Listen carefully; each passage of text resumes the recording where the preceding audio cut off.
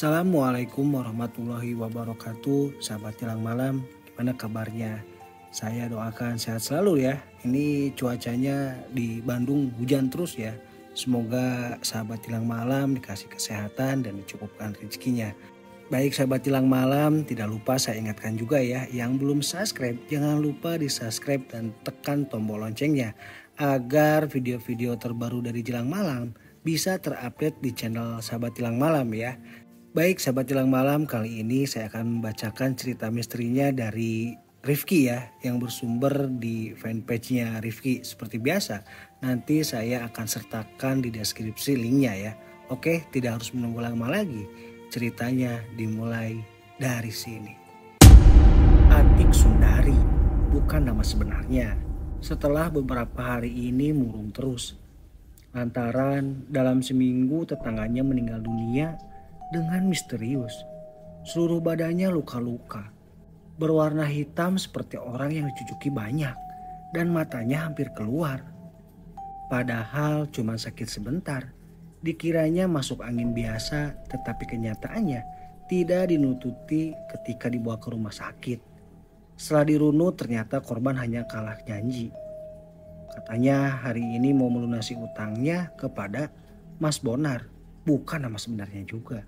Yang masih kakak kandungnya sendiri. Begitu berkali-kali dan setiap ada korban tewas. Meski keluarganya bilang kalau punya utang dengan kakaknya.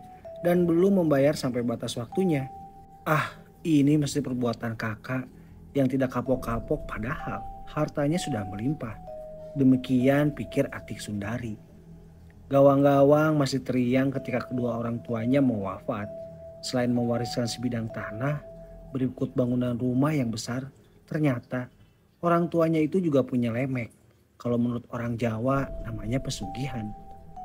Duk, dan kamu Bonar, Bapak hanya bisa mewarisi rumah dan tanah sedikit. Bagilah rata dan adil, jangan rebutan. Namun Bapak juga punya ingon-ingon, banyak.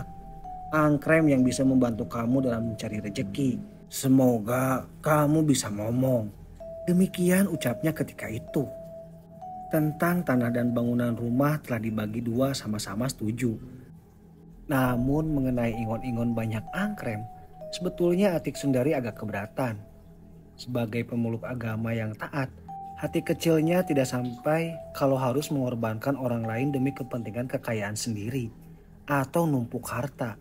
Maka ketika orang tuanya menyinggung masalah pesugihan banyak angkrem, Atik Sundari menolak dengan halus, biar kakaknya Mas Bonar yang mengurus.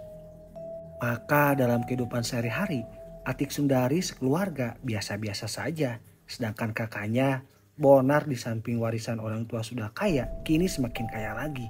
Kehidupannya serba mewah, rumah besar, mobil ada 2, masih kinclong semua keluaran tahun mutakhir. Tetapi kakak beradik itu tetap tinggal berdampingan.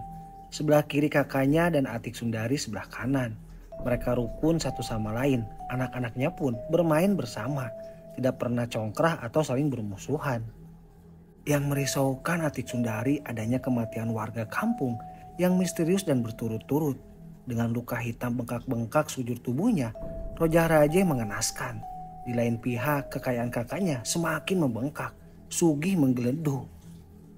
Maka setelah sembahyang maghrib, Atik Sundari menemui kakaknya yang baru saja pulang dari toko, mengutarakan maksudnya. Mas Bonar, apakah tega melihat warga menjadi korban akibat pesugihan banyak angkrem? Katanya langsung pada persoalan. Sudahlah dik, ini urusan kakak. Kamu tidak usah ikut-ikutan, yang penting hidup kamu berkecukupan. Jawab kakaknya kalem. Mas, kita hidup ini kan butuh bermasyarakat juga. Kalau kita banyak merugikan orang-orang yang tidak berdosa, bagaimana mempertanggungjawabkan besok di akhirat? Ungkap Atik Sundari. Pokoknya ini semua tanggung jawab saya. Yang penting harta kita berlimpah, hidup kita cukup tambah disegani. Kata Bonar tegas. Tidak mas, saya berani menentang kelakuan jahat. Karena ingat, besok semua perbuatan kita di dunia ini pasti dihadiri oleh Tuhan Yang Maha Esa. Mulai detik ini saya anggap kamu bukan kakakku lagi. Kalau masih tega berbuat jahat. Kata Atik Sundari sembari berdiri meninggalkan ruang tamu kakaknya. Mendapat tantangan dari adiknya, Bonar bukannya sadar, tetapi malah berbuat lebih jahat lagi. Paginya, ketika anaknya Atik Sundari sedang bermain-main di halaman, mendadak pulang sambil menjerit-jerit ketakutan. "Jangan, jangan, saya takut saya tidak bermasalah." Matanya mendelik seperti melihat barang yang menakutkan. Katanya ia diuber-uber oleh binatang seperti itik, warnanya putih mulus, agak besar, dan gulungnya panjang. Pasti banyak angkrem. Kenapa kakakku tega kepada keponakan sendiri? Gumam Atik Sundari getem-getem. Setelah konsultasi dengan Kai Nur Saleh, bukan nama sebenarnya, Atik Sundari mulai mengadakan perlawanan terhadap pesugihan kakaknya.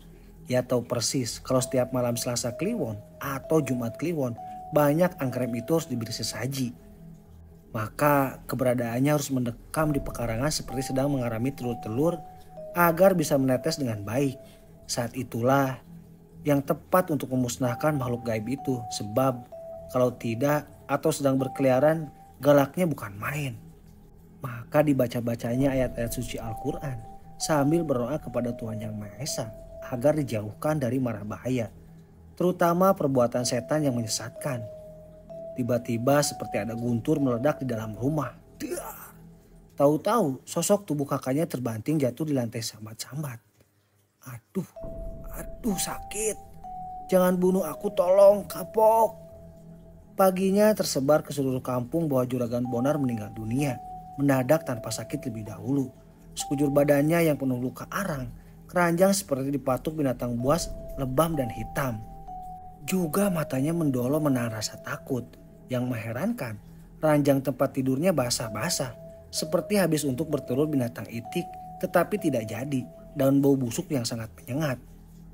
Sampai jenazah dikuburkan, tidak ada yang tahu kecuali Atik Sundari adiknya. "Semoga diampuni dosamu Mas Bonar. Saya terpaksa mengusir banyak angkrem dari rumah ini, jangan sampai membuat bencana di masyarakat." Demikian batinnya.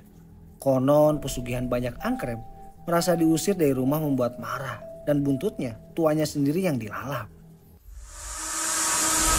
Baik sahabat Jelang Malam, sekian cerita yang dikirim dari Uda Rifki ya. Ini saya bacainnya juga agak gimana ya.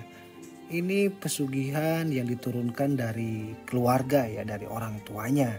Dari titipan ayahnya kepada dua orang anaknya, yaitu bisa dibilang ke adik kakaknya ya. Akan tetapi adiknya menolak keras ya, karena yang namanya bersekutu atau pesugihan dilarang oleh agama manapun ya. Akan tetapi sang abang alias kakaknya masih ngeyel, bahkan setelah diperingati adiknya malah mengancam anaknya Atik Sundari ya sebagai adiknya. Nah akhirnya kakaknya ini meninggal di tangan adiknya sendiri gitu ya, daripada katanya harus mencelakakan atau banyak menelan korban warga masyarakat setempat.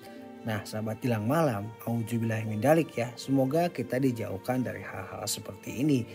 Baik sahabat Jelang Malam, terima kasih. Wassalamualaikum warahmatullahi wabarakatuh.